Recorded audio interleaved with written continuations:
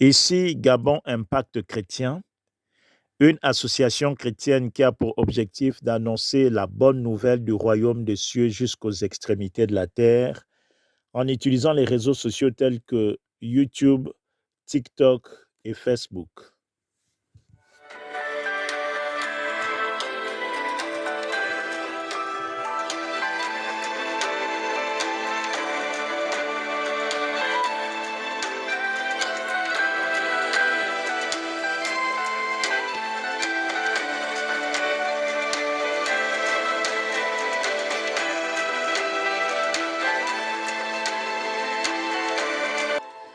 Bien-aimés dans le Seigneur, nous sommes dans la joie de vous retrouver encore aujourd'hui pour partager la bonne nouvelle du royaume des cieux.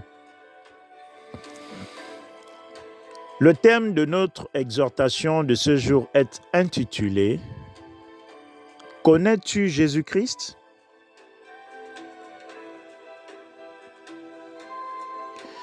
En effet, bien-aimés dans le Seigneur, plusieurs personnes vont dans des assemblées pour plusieurs raisons.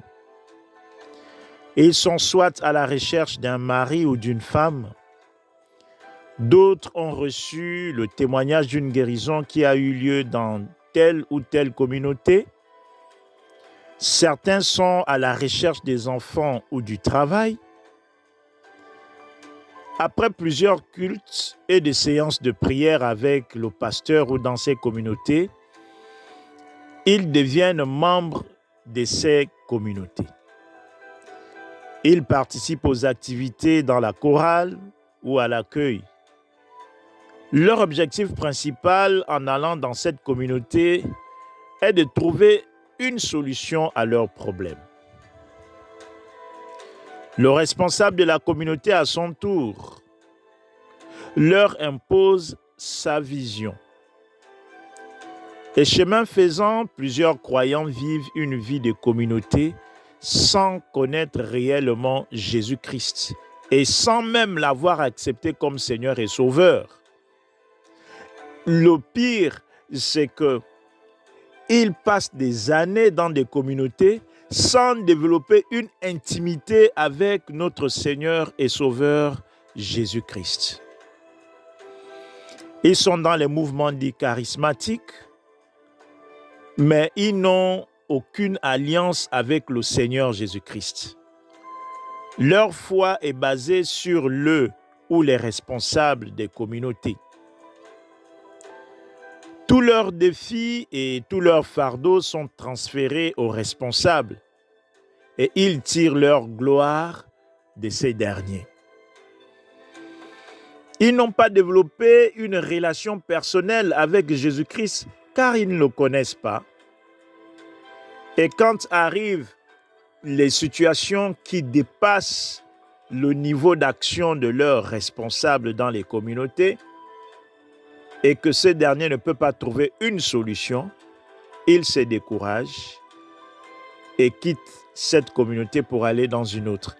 Et c'est ainsi qu'ils vont de communauté en communauté sans réellement trouver la vie, car la parole nous dit que Jésus-Christ est le chemin, la vérité et la vie.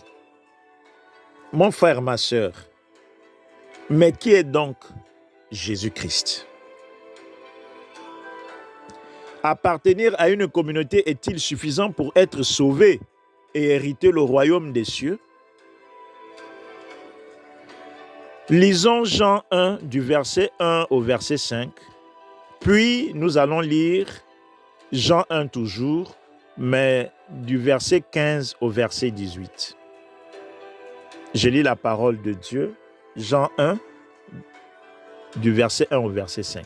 La parole dit: Au commencement était la parole, et la parole était avec Dieu, et la parole était Dieu. Elle était au commencement avec Dieu. Toutes choses ont été faites par elle, et rien de ce qui a été fait n'a été fait sans elle. En elle, elle était la vie, et la vie était la lumière des hommes. La lumière, lui, dans les ténèbres, et les ténèbres ne l'ont point reçue. La parole de Dieu, je lis Jean 1 du verset 15 au verset 18.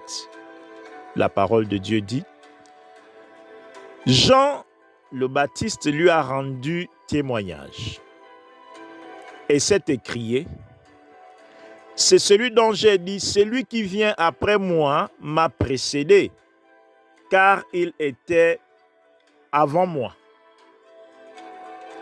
Et nous avons tous reçu de sa plénitude, et grâce pour grâce. Car la loi a été donnée par Moïse. La grâce et la vérité sont venues par Jésus-Christ. Personne n'a jamais vu Dieu. Le Fils unique qui est dans le sein du Père est celui qui l'a fait connaître.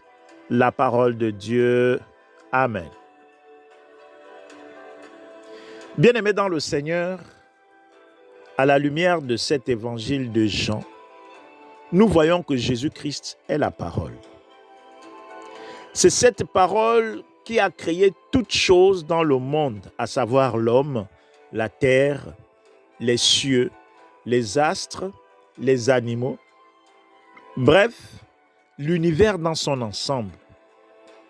La parole était avec Dieu et elle était Dieu. Autrement dit, Jésus-Christ est Dieu.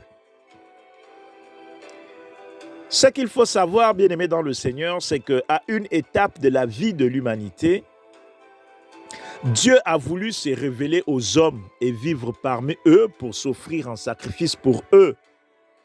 Il est donc descendu du ciel, le ciel qui est son trône. Il est descendu du ciel et est venu sur la terre sous la forme humaine. Il a donc revêtu cette forme humaine sous la forme de Jésus-Christ comme étant son Fils unique. Ainsi, la parole s'est faite donc chair. En prenant la forme humaine, c'est-à-dire en devenant Jésus-Christ, Dieu a voulu se faire connaître à tous les hommes sur la terre, car il aime le monde. Il t'aime, bien-aimé dans le Seigneur, toi qui m'écoutes. Il nous aime. Et son désir est que nous le connaissions davantage, que nous nous attachions à lui et que nous lui faisions confiance totalement. Car en tant que Dieu, il veut que nous vivions éternellement, que nous ayons la bonne santé dans notre corps, que nous soyons dans l'abondance et que nous fassions sa volonté. Et il veut que nous soyons en union avec lui et que nous bannissons de nos cœurs les inquiétudes, car il prend soin de nous tous les jours de la vie.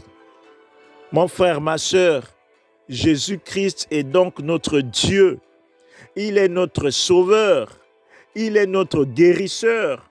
Il pourvoit à tous nos besoins. Il veille sur nous et il nous aime au point de s'être sacrifié pour que quiconque croit en lui ne périsse point, mais qu'il ait la vie éternelle. Et quand on parle de vie éternelle, mon frère, ma sœur, ce n'est pas dans le futur, c'est dès l'instant où tu l'acceptes comme Seigneur et Sauveur que tu as la vie éternelle en toi. Jésus-Christ est pour nous un berger, mon frère, ma sœur. Il est descendu du ciel pour établir une relation personnelle avec chacun d'entre nous, de sorte que nous ayons accès à lui sans avoir besoin d'un intermédiaire. Non pas que nous devons nous laisser conduire par les anciens, non pas que nous ne devons pas nous laisser conduire par les anciens ou les pasteurs, mais bien au-delà, nous devons avoir une communion personnelle avec Dieu en dehors de la communion fraternelle. Nous devons développer une communion très serrée avec Jésus-Christ. Si tu veux donc connaître Dieu, mon frère, ma sœur, cherche à connaître Jésus-Christ. Car Jésus est sorti du sein de Dieu.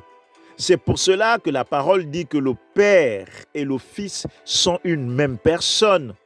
et que nul n'a vu Dieu si ce n'est son Fils unique Jésus-Christ qui est venu de lui.